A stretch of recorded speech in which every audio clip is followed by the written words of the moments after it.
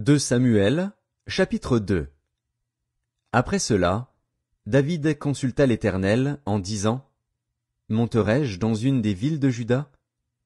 L'Éternel lui répondit, « Monte. » David dit, « Où monterai-je » Et l'Éternel répondit, « À Hébron. » David y monta, avec ses 2 femmes, Akinoam de Jizréel et Abigaïl de Carmel, femme de Nabal. David fit aussi monter les gens qui étaient auprès de lui, chacun avec sa maison. Et ils habitèrent dans les villes d'Hébron.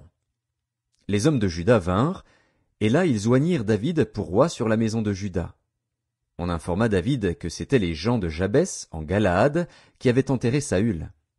David envoya des messagers aux gens de Jabès, en Galaad, pour leur dire, « Soyez bénis de l'Éternel, puisque vous avez ainsi montré de la bienveillance envers Saül, votre maître, et que vous l'avez enterré. Et maintenant, que l'Éternel use envers vous de bonté et de fidélité. Moi aussi je vous ferai du bien, parce que vous avez agi de la sorte. Que vos mains se fortifient, et soyez de vaillants hommes, car votre maître Saül est mort, et c'est moi que la maison de Juda a oint pour roi sur elle. » Cependant Abner, fils de Ner, chef de l'armée de Saül, prit Ish-Boshet, fils de Saül, et le fit passer à Mahanaïm. Il l'établit roi sur Galaad, sur les Guéshuriens, sur Jizréel, sur Éphraïm, sur Benjamin, sur tout Israël. Ish-Boshet, fils de Saül, était âgé de 40 ans lorsqu'il devint roi d'Israël, et il régna 2 ans. Il n'y eut que la maison de Juda qui resta attachée à David. Le temps pendant lequel David régna à Hébron, sur la maison de Juda, fut de 7 ans et 6 mois. Abner, fils de Ner, et les gens d'Ish-Boshet, fils de Saül, sortirent de Mahanaïm pour marcher sur Gabaon. Joab, fils de Tseruja, et les gens de David, se mirent aussi en marche. Ils se rencontrèrent près de l'étang de Gabaon, et ils s'arrêtèrent les uns en deçà de l'étang, et les autres au-delà. Abner dit à Joab, « Que ces jeunes gens se lèvent, et qu'ils se battent devant nous. » Joab répondit, « Qu'ils se lèvent. » Ils se levèrent et s'avancèrent en nombre égal, 12 pour Benjamin et pour Ish-Boshet, fils de Saül, et 12 des gens de David. Chacun saisissant son adversaire par la tête, lui enfonça son épée dans le flanc, et ils tombèrent tous ensemble. Et l'on donna à ce lieu, qui est près de Gabaon, le nom de Helkat Hatsurim. Il y eut en ce jour un combat très rude, dans lequel Abner et les hommes d'Israël furent battus par les gens de David. Là se trouvaient les 3 fils de Tseruja, Joab, Abishai et Asaël. Asaël avait les pieds légers comme une gazelle des champs. Il poursuivit Abner, sans se détourner de lui pour aller à droite ou à gauche. Abner regarda derrière lui et dit, « Est-ce toi, Asaël ?»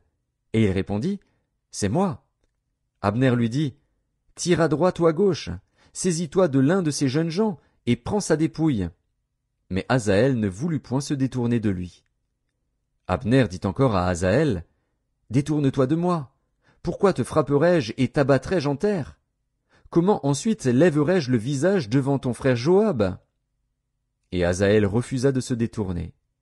Sur quoi Abner le frappa au ventre avec l'extrémité inférieure de sa lance, et la lance sortit par derrière. Il tomba et mourut sur place. Tous ceux qui arrivaient au lieu où Asaël était tombé mort s'y arrêtaient. Joab et Abishai poursuivirent Abner, et le soleil se couchait quand ils arrivèrent au coteau d'Amma, qui est en face de Guiar, sur le chemin du désert de Gabaon. Les fils de Benjamin se rallièrent à la suite d'Abner et formèrent un corps, et ils s'arrêtèrent au sommet d'une colline. Abner appela Joab et dit, « L'épée dévorera-t-elle toujours? Ne sais-tu pas qu'il y aura de l'amertume à la fin? Jusque à quand tarderas-tu à dire au peuple de ne plus poursuivre ses frères? » Joab répondit, « Dieu est vivant. Si tu n'eusses parlé, le peuple n'aurait pas cessé avant le matin de poursuivre ses frères. » Et Joab sonna de la trompette, et tout le peuple s'arrêta. Ils ne poursuivirent plus Israël, et ils ne continuèrent pas à se battre. Abner et ses gens marchèrent toute la nuit dans la plaine. Ils passèrent le Jourdain, traversèrent en entier le Bitron, et arrivèrent à Mahanaïm. Joab revint de la poursuite d'Abner, et rassembla tout le peuple. Il manquait 19 hommes des gens de David, et Asaël. Mais les gens de David avaient frappé à mort 360 hommes parmi ceux de Benjamin et d'Abner.